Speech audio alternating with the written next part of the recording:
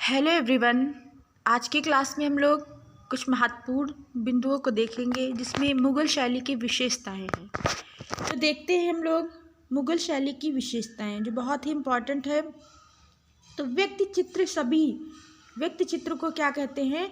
सभी कहते हैं का मुग़ल शैली में प्रमुख स्थान था। तो मुग़ल शैली में सभी चित्रों का प्रमुख स्थान था और किसके समय? तो अकबर के समय। ठीक है, देखिए सभी चित्रों को महत्व किसके समय मिला? तो अकबर के समय। अगर पूछा जाए सर्वश्रेष्ठ छवि चित्र या सभी चित्र किसके समय बने हैं? तो जहांगीर के समय। ठीक है, फिर देखते हैं अधिकांशतः व्यक्ति चित्र एक चश्मे में बने हैं। जितने भी अधिकांश व्यक्ति चित्र किस में बने हैं? तो एक चश्मे में बने हैं। अकबर व जहांगीर काल का सर्वश्रेष्ठ सुलेखक कौन है? तो मोहम्मद हुसैन कश्मीरी। मोहम्मद हुसैन कश्मीरी ये अकबर और जहांगीर दोनों के काल का सर्वश्रेष्ठ सुलेखक है। ठीक है, फिर देखते हैं मुगल काल में 4 प्रकार के लिपियों का प्रयोग किया गया है। तो कौन कौन सी लिपि का प्रयोग किया गया है देखते हैं। तो पहले खूफी लिपि है, नस्क लिपि है, नस्तालीक लिपि है और शिकस्त लिपि है। इन 4 लिपियों का प्रयोग किया गया। खूफी लिपि, नस्क लिपि, नस्तालीक लिपि और शिकस्त लिपि। ठीक है, फिर आगे देखते हैं कि समय का प्रसिद्ध सुलेखक कौन है? तो जवाहर रकम है। जवाहर रकम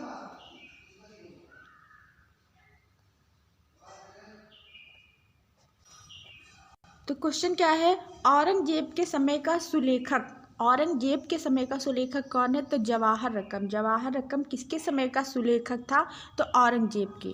ठीक है, फिर आगे देखते हैं मुगल काल के जो सुलिपिकार हैं वो कौन कौन हैं? तो ख्वाजा अब्दुल समद सिराजी हुमायूं के समय के सुलिपकार हैं और अकबर के समय के भी सुलिपकार हैं। अकबर के समय भी मान सकते हैं इनको। ठीक है, फिर है मोहम्मद हुसैन कश्मीरी। मोहम्मद हुसैन कश्मीरी ये अकबर व जहांगीर के समय के सर्वश्रेष्ठ सुलेखक हैं। फिर है मीर अब्दुल्ला, ये भी जहांगीर के समय के हैं। और अब्दुल रहीम खिरवी ये भी जहांगीर के समय के हैं। फिर है अब्दुल रहीम खाने खान, ये भी जहांगीर के समय सुलेखक है। यहाँ पे अकबर कर लीजिए। ठीक है, ये अकबर के समय के सुलेखक हैं। ओके, फिर देखते हैं जवाहर रकम, ये किसके समय के सुलेखक हैं? तो औरंगजेब। मीर हासिम ये शाहजहां। मीर हासिम किसके समय के सुलेखक हैं? तो शाहजहां के समय के। ठीक है, फिर आगे देखते हैं अब सुलेखकों की उपाधि, किस उपाधि से इन्हें कह सकते हैं विभूषित किया गया था? तो देखते हैं ख्वाजा अब्दुल समद सिराजी, ये इन्हें सीरी कलम की उपाधि दी गई। किसने दी थी? तो हुमायूं ने दी थी। ठीक है, मोहम्मद हुसैन कश्मीरी, इनको जरी कलम की उपाधि दी गई है। तो किसने दी है? अकबर ने। फिर है मीर अब्दुल्ला, इनको नुस्की कलम की उपाधि दी गई है। किसने दी है? तो जहांगीर ने दी है। जहांगीर ने। ओके, फिर देखते हैं अब्दुल रहीम खिरवी, इनको अंबरी कलम की उपाधि दी गई है। किसने दी है? तो जहांगीर ने।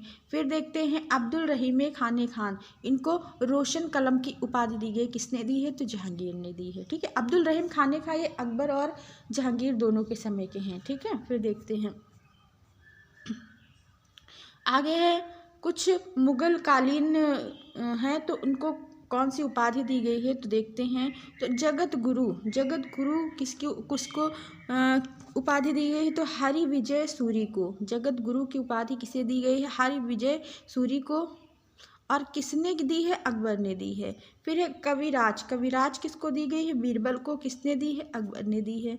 फिर है इत्मदुल्ला, ये इनको उपाधि दी गई है मिर्जा गयास बेग की उपाधि। ठीक है, किसने दी है? तो जहांगीर ने दी है। ये जहांगीर के नूरजहां के पिता है।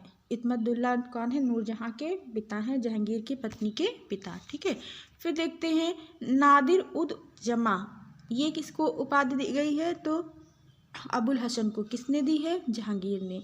फिर है नादिर उल मुल्क मीर सैयद को उपाधि दी गई है। किसने दी है? तो हुमायूं ने। फिर है सीरी कलम की उपाधि किसे दी गई है? अब्दुल समद सिराजी। किसने दी है? तो हुमायूं ने।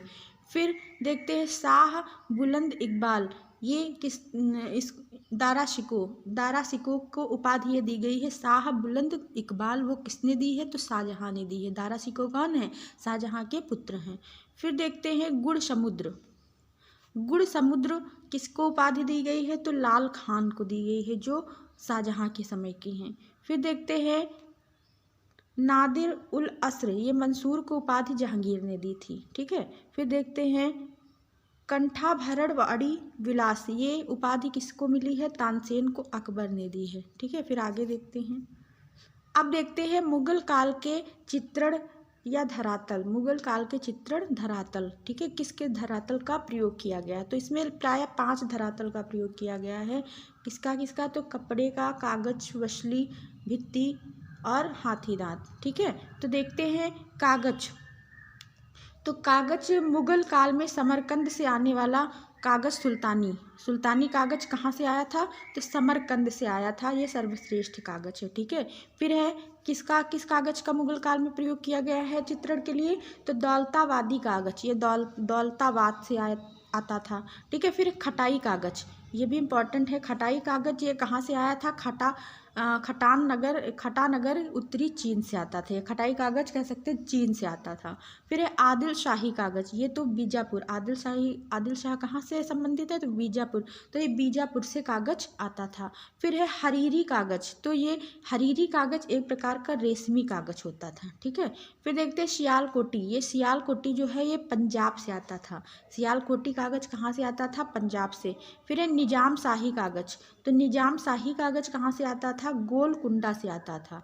फिर है गौनी कागज, ठीक है, तो गौनी कागज ये कहाँ से आता था? तो तबरेज में बनने वाला पीला कागज, ये पीला कागज होता है गौनी कागज।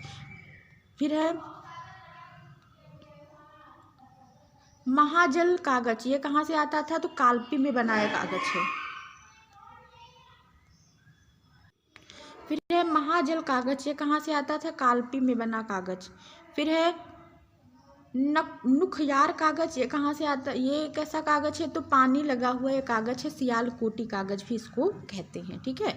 फिर है ईरानी कागज, ये ईरानी कागज कहाँ से आता है? ईरान से आता था। ठीक है। बांस से बने कागज, कुछ बांस से बने कागज होते थे तो जिनको बासी कागज कहते हैं। ठीक है। फिर है टाट से बने कुछ कागज होते थे तो जिनको कहते थे टुलोट कागज। क्या कहते थे? टुलोट कागज। ओके। फिर आगे देखते हैं। अब कपड़ा देखते हैं। तो जो हमजानामा का चित्रण हुआ है वो सूती कपड़े पे हुआ। किस पे हुआ है? वो सूती कपड़े पर बनाया गया है। और मुगल शैली में कुछ रेशमी कपड़े पर भी चित्रण हुआ है। ठीक है। और भित्ति चित्रण देखते हैं। तो भित्ति चित्रण मुगल काल में सर्वप्रथम भित्ति चित्रण की जानकारी अकबर के समय, मुगल काल में सर्वप्रथम भित्ति चित्रण की जो जानकारी प्राप्त होती है वो किसके समय प्राप्त होती है? तो अकबर। इंपॉर्टेंट है क्वेश्चन। फिर देखते हैं मुगल कालीन जो भित्ति जो चित्रण हुआ कहाँ की देन है, मतलब कहाँ से प्रभावित है? तो इटली की देन है। कहाँ से? इटली की ये देन है। फिर अकबर ने अरब की सराय व फतेहपुर सीकरी में भित्ति चित्रण किसने करवाया था? तो अकबर ने करवाया था। ये भी इम्पॉर्टेंट पॉइंट है।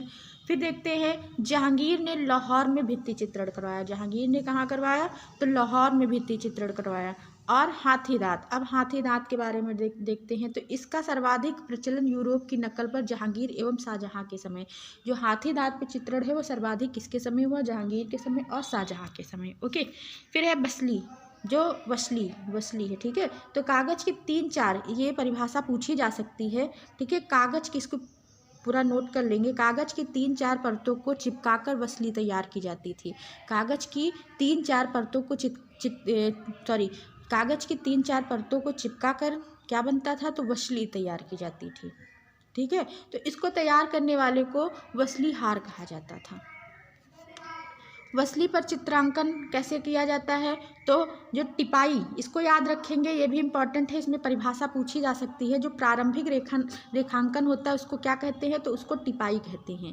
प्रारंभिक रेखांकन को क्या कहेंगे? टिपाई कहेंगे। फिर जो सच्ची टिपाई है वो क्या होती है? सच्ची टिपाई किसे कहते हैं? तो वो अंतिम रेखांकन को कहते हैं। ठीक है। रंग भेजी क्या है? रंग भेजी भी पूछा जा सकता है। तो रंग भेजी क्या है? तो चित्रों में रंग भरना क्या कहलाता है? रंग भेजी कहलाता है। फिर गदकारी क्या है? तो गदकारी क्या होता है? वसली को घिसना घुटाई करना क्या कहलाता है? गदकारी कहलाता है। वसली को घिसना और घुटाई करना या घुटाई करना क्या कहलाता है? गदकारी। फिर है सॉरी फिर है खुलाई। खुलाई को क्या कहते हैं? फिनिशिंग। फिनिशिंग क्या कहलाता था? खुलाई कहलाता है। ठीक है। फिर अगला पॉइंट देखते हैं, वसली को मुरक्का। वसली को मुरक्का एल्बम में लगाने वाले को जिल्दसाजी कहा जाता है। ओके, फिर आगे देखते हैं, मुगल काल में कितने प्रकार के रंगों का प्रयोग किया गया? तो 3 प्रकार के रंगों का प्रयोग किया गया। तो सबसे पहले वनस्पति रंग। तो वनस्पति रंग में क्या होता था? इसमें काला कागल, सरसों के तेल से भरे दीपक, ये काजल है, यहाँ पे क्या होगा? काजल। काला काजल, सरसों से भरे दीप में कपूर जलाकर ये काजल बनाया जाता था। ठीक है। महावर से चित्रण हुआ है, जो लाख से तैयार किया जाता था। नील से चित्रण हुआ, जो नील पौधे के रस से तैयार किया जाता था। पीला, ये पीला रंग कहाँ से बनता था? तो पीला रंग कैसे बनता था? नकली प्योरी या कह सकते हैं तथा ढाक आदि फूलों का रस, ये पीला रंग बनाता था। फिर देखते हैं खनिज रंग। खनिज रंग कौन कौन से आते थे? हिरोंजी है, लेपिस लाजुली। ये लेपिस लाजुली जो रंग है बहुत ही प्रमुख या कह सकते हैं बहुत महंगा रंग है। ठीक है। ये ईरान या अफगानिस्तान से आता था। ठीक है, लेपिस लाजुली। और कौन सा रंग यूज होता है? लेपिस लाजुली कौन सा रंग होता है? तो नीला रंग होता है। ठीक है, ये नीला रंग होता है।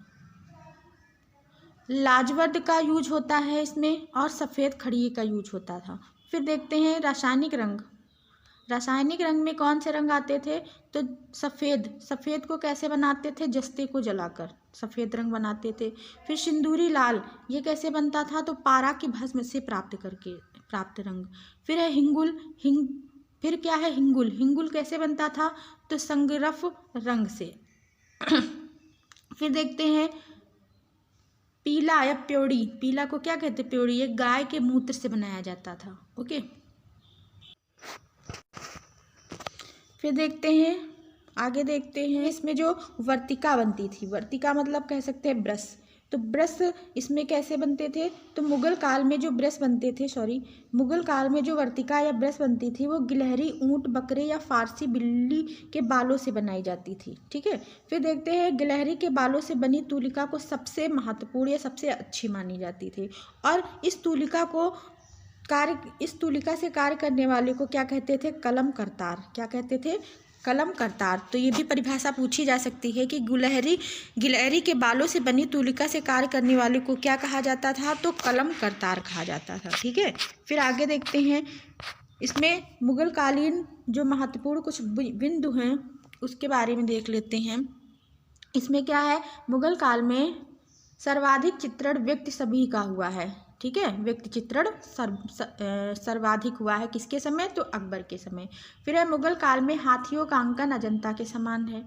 ठीक है। मुगल काल में रात्रियों का दृश्य, मतलब जो रात्रि का दृश्य है उसका अभाव है। रात्रि के दृश्य का चित्रण बहुत कम या नहीं देखने को मिलता है। कैडा भी कह सकते हैं और कद, इसमें कैडा और कद आता है। तो कद किसे कहते हैं, कैडा भी किसे कहते हैं, देख लेते हैं। तो आकृति, एक क्वेश्चन पूछा जा सकता है, आकृति की ठीक ऊंचाई, जो आकृति की ठीक ऊंचाई होती है, ठीक ऊंचाई को कद कहते हैं। जो ऊंचाई होती है आकृति की उसको कद कहते हैं। और जो अंगों के उचित अनुपात को क्या कहा जाता है? कैडा कहा जाता है, कैडे कहा जाता है। अंगों के उचित अनुपात को कहते हैं कैडा या कैडे। ठीक है, कैडा कहा जाता है। ओके, फिर देखते हैं चित्रकला की। मुगल कला को भारतीय लघु चित्रकला की रीढ़ की हड्डी कहा जाता है। तो भारतीय लघु चित्रकला की रीढ़ की हड्डी किस कला को कहा जाता है? तो मुगल कला को। ओके, हुमायूं अपने प्रवास काल के समय अपने साथ पुस्तकें रखता था। मतलब जब बाहर हो जाता था युद्ध करने तो अपने साथ पुस्तकें रखता था। मुगल काल भारत का द्वितीय स्वर्णकाल कहा जाता है। और भारत का पहला स्वर्णकाल कौन सा है? तो गुप्त काल। ओके, मुगलों की जो दरबारी भाषा थी, वेरी इंपॉर्टेंट, वो कैसी थी? फारसी थी। ओके, फिर हम मुगल काल में एक चश्म चेहरे की अधिकता है, परंतु बादशाह अकबर की एक जो छवि बनाई गई थी वो 2.25 चश्म की बनी है। ठीक है, ज़्यादातर अधिकतर कह सकते हैं एक चश्म के चेहरे बनाए गए हैं। फिर अकबर की चित्रशाला में अधिकांशतः कौन थे? हिंदू चित्रकार थे। ठीक है, और जहांगीर मुगल शासकों में सबसे बड़ा पारखी शासक, मतलब जो मुगल शैली का जो कह सकते हैं स्वर्ण काल है वो जहांगीर के समय हुआ। ठीक है, फिर आगे देखते हैं। लिपि लिखने में मीर सैयद अली सुलेखक था। सुलेखक कौन था लिपि लिखने में? तो मीर सैयद अली। ठीक है, और मुगल काल का प्रसिद्ध सुलेखक अबुल समद सिराजी। कौन है? अबुल समद सिराजी। फिर मुगल शैली का सर्वश्रेष्ठ चित्रकार किसको माना गया है? अबुल हसन को। ठीक है, अब देख लेते हैं अकबर के जो सर्वश्रेष्ठ कलाकार हैं वो कौन है? बसावन अकबर के समय। जहांगीर के समय कौन है? अबुल हसन है। शाहजहां के समय कौन है? तो फ़कीर उल्लाह खान। शाहजहां के समय सर्वश्रेष्ठ कलाकार फ़कीर उल्लाह खान हैं। ठीक है, तो आज हम लोग मुग़ल शैली में कुछ जो महत्वपूर्ण बिंदु थे उनके बारे में हम लोग देखें। अगर आपको वीडियो अच्छा लगा हो तो लाइक कमेंट जरूर करें, अपने दोस्तों में क्लास शेयर करें। Thanks for watching. मिलते हैं नेक्स्ट वीडियो में। Bye bye.